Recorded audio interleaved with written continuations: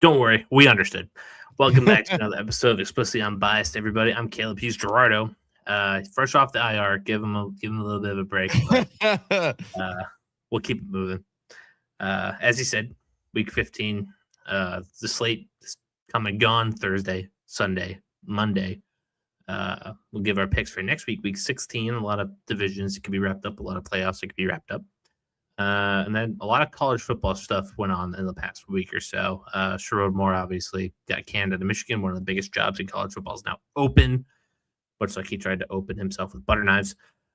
Francisco Mendoza, what's his name? Fernando Mendoza wins the Heisman. I mean, listen, he's already the most forgettable Heisman winner of all time, and you already forgot his name. Yeah. Fernando Mendoza wins the Heisman. I've been calling him Baby Kirk because just I look at him and I just see Kirk Cousins. But literally, it's just Kirk Cousins who's a little bit more mobile. There's a transfer portal stuff. Obviously, my Arizona State Sun Devils are suffering from that right now. A lot of guys going to the draft. Quarterback Sam Levitt going to the portal. And Gerardo will finally give his take on the college football playoffs since he was out when we dropped the bracket, but just in time to catch it up right before the playoffs start on Friday. I think Friday, Saturday. Mm-hmm. I mean, put it this way: the last time I was here, Lane Kiffin didn't piss off a whole state. And Notre Dame still had a legitimate chance, and so did the Chiefs going to the playoffs. And now look where we're at now. Oh, and Phillip Rivers was still retired when I was last on. So there's that. You know what? I don't know if we even got to the Phil Rivers thing last week with LCO, but no, that's hilarious. But let's just start with Thursday Night Football. The Falcons beat the Buccaneers 29-28. Falcons picking up that win. They go up to 5-9. The Buccaneers fall to 7-7, losing a grip on this division very quickly. Kirk Cousins 30 of 44, 373 yards and 3 touchdowns. The old man can still play. Bijan Robinson 19 carries, 93 yards and a touchdown. Kyle Pitts Sr., Gerardo, he's finally shown up and shown out. 11 catches, 166 yards, and 3 touchdowns. Bijan Robinson, 82 yards as well through the air. As far as the Buccaneers offense, Baker Mayfield, 19 of 34, 277 yards, 2 touchdowns, and a pick. Bucky Irving, 60 yards on the ground.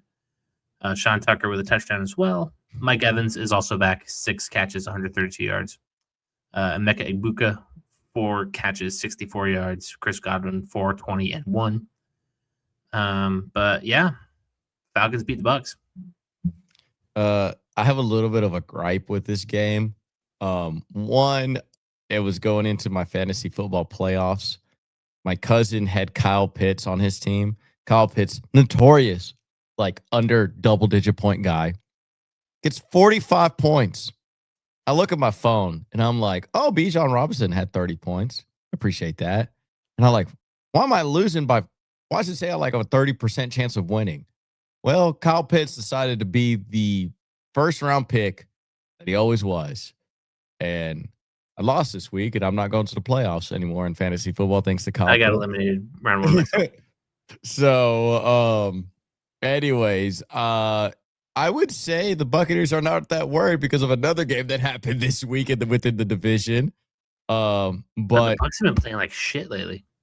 They have been, man. Oh man, this is very much to me reminding me of, you remember when the Broncos started 6-0 and then they went 2-8 the rest of the way with Kyle Orton, Josh McDaniels first every year with the Broncos. It's starting to feel like that. It's not that, because obviously Kyle Orton was never ever really truly an NFL starter like that.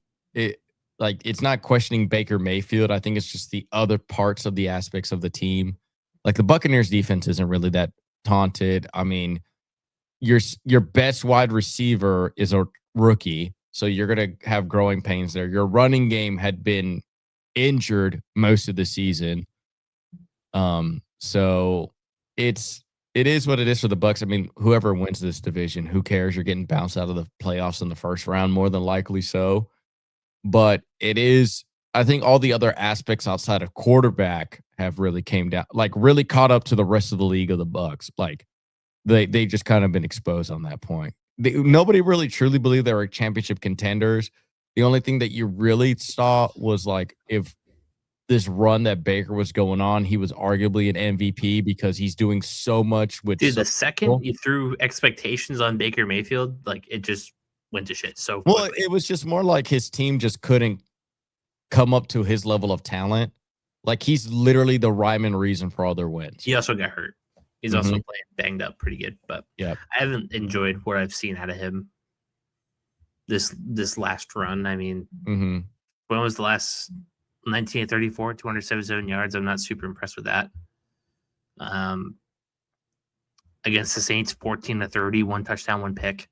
Yeah, that was the Cardinals, 194, 1 touchdown. Against the Rams, 9 for 19 got hurt, obviously. 1 touchdown, 2 picks. Against the Bills, 16 of 28, 173, 1 touchdown, 1 pick. Like just not playing up to standard. Yep.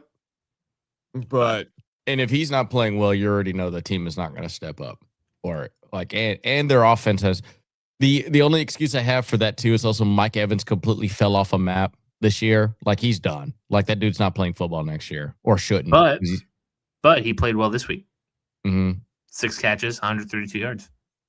And then Godwin has what? He came back relatively mid-season, right? Because he had been hurt. He had a weird ankle injury, but he played for 20 and 1.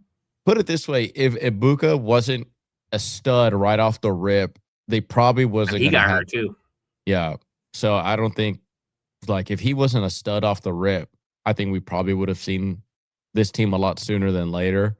Because like he was also thrown to like nobodies as well too. Baker Mayfield when those three weren't on the field, I don't know who was catching the ball. Same thing with who was running the ball. Like he had a significant drop off when all those players got hurt. As for the Falcons, thanks for winning meaningless games. Like thanks for showing that Kirk Cousins can still play because the world needed it. And I mean, also one of our guys that we said needed to step up this year, and Kyle Pitts finally decided to have. The thing is, the talent has always been there. I think it's always been kind of scheme for him. It's just like he's not really a tight end. Like I really truly believe he's just a wide receiver. He's just a tight end's body, like Jimmy Graham. Yeah, exactly. Like it's just kind of like how do you utilize that? All right.